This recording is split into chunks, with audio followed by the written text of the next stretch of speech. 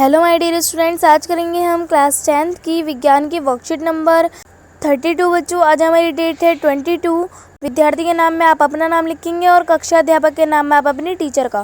ठीक है बच्चों, आज का हमारा टॉपिक है गोलीय दर्पण द्वारा प्रतिबिंब तथा दर्पण सूत्र। ठीक है बच्चों, तो पढ़ना स्टार्ट करते हैं। रेखा चित्र बनाते समय हमें निम्नलिखित नियमों का ध्यान रखना चाहिए।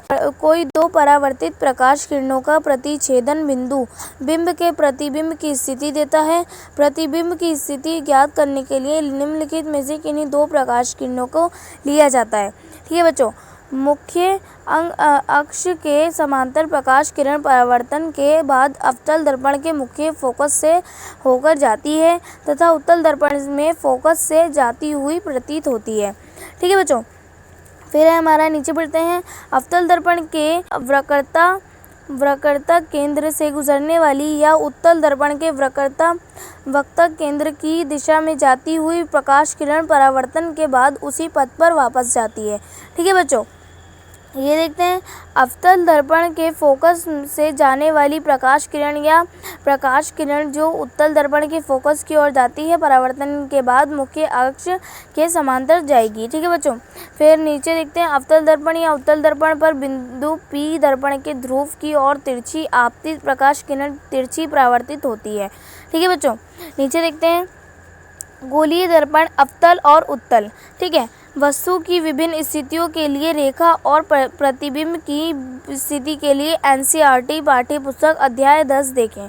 ठीक है बच्चों, और अब नीचे देखते हैं। दर्पण सूत्र दे रखा है हमें बच्चों, 1/F बराबर 1/V। ठीक है बच्चों, प्लस 1/U। ठीक है बच्चों, तो ये हो जाएगा हमारा V बराबर दर्पण से प्रतिबिंब की दूरी हमारी V है। दर्पण से प्रतिबिंब की दूरी को हम क्या बोलेंगे बच्चों? V। ठीक है, और U को हम बोलेंगे दर्पण से बिंब की यानी कि वस्तु की दूरी, और F होगा हमारा फोकस दूरी। ठीक है, वक्रता त्रिज्या होगी हमारी R से बच्चों, तथा फोकस दूरी में संबंध F बराबर F = R2। ठीक है बच्चों, अब इधर देखते हैं। गोलीय दर्पण का आवृत प्रतिबिंब की ऊंचाई तथा बिंब की ऊंचाई का अनुपात होता है। इसे m से प्रदर्शित करते हैं। प्रतिबिंब की ऊंचाई h। ठीक है बच्चों, इसका आवर्धन देखते हैं। आवर्धन को हम क्या बोलेंगे बच्चों? m। ठीक है, तो हम इसको देखते हैं। m बराबर ऊंचाई बच्चों h और बिंब की ऊंचाई h। ठीक है, महत्वपूर्ण बिंदु बच्चों हमारी क्या है? m का मान ऋणात्मक है तो प्रतिबिंब वास्तविक है उल्टा, m का मान धनात्मक है तो प्रतिबिंब आभासी व सीधा है। ठीक है बच्चों, अब नीचे हमें कुछ क्वेश्चन आंसर दे रखे हैं, तो बच्चों फटाफट से कर लेते हैं। हमारा फर्स्ट क्वेश्चन है बच्चों, निम्नलिखित कथनों को सही या गलत लिखिए। तो हमारा फर्स्ट पॉइंट है बच्चों, मुख्य अक्ष के समांतर प्रकाश किरण परावर्तन के बाद अवतल दर्पण के फोकस से होकर गुजरेगी। तो बच्चों ये इसका आंसर कैसा होगा हमारा? राइट, आप सही लिखेंगे। ठीक है, फिर सेकंड में है हमारा, अवतल दर्पण या उत्तल दर्पण पर बिंदु P दर्पण के ध्रुव पर तिरछी आपतित किरण मुख्य अक्ष के समांतर परावर्तित होती है। ठीक है बच्चों, तो ये हमारा आंसर होगा इसका गलत।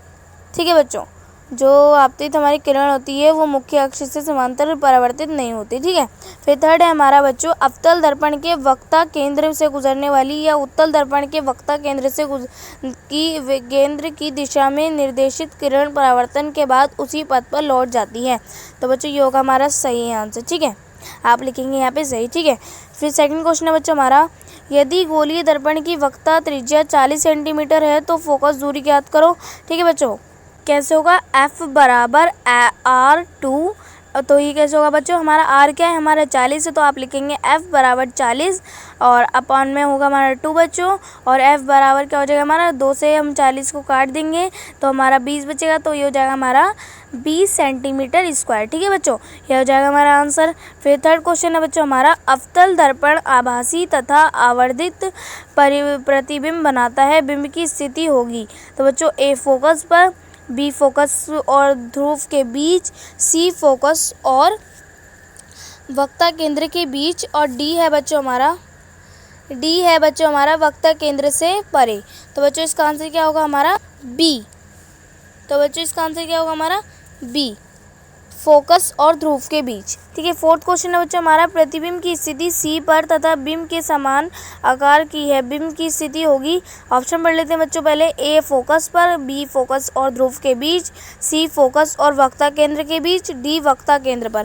तो बच्चों इसका आंसर हमारा क्या होगा, डी वक्ता केंद्र पर। ठीक है बच्चों, हमारा फिफ्थ है, लास्ट है हमारा, एक वास्तविक प्रतिबिंब हमेशा होता है डैश होता है। तो ऑप्शन पढ़ लेते हैं बच्चों, ए सीधा, बी उल्टा, सी सीधा या उल्टा, डी कोई नहीं। तो बच्चों इसका आंसर क्या होगा हमारा, बी उल्टा। ठीक है बच्चों, जो वास्तविक प्रतिबिंब होता है वो हमेशा बच्चों उल्टा होता है। तो हमारा इसका आंसर होगा बी उल्टा। ठीक है बच्चों, तो आज की वर्कशीट हमारी यहीं पे कंप्लीट होती है। और अगर आपने मेरे चैनल को सब्सक्राइब नहीं किया है तो प्लीज़ मेरे चैनल को सब्सक्राइब कर लीजिए और बेल आइकन को ऑल पे सेट कर दीजिए ताकि मेरे आने वाली हर वीडियो का नोटिफिकेशन आपको सबसे पहले मिले। ठीक है बच्चों, तो मिलते हैं नेक्स्ट वीडियो में, तब तक के लिए टेक केयर, गुड बाय।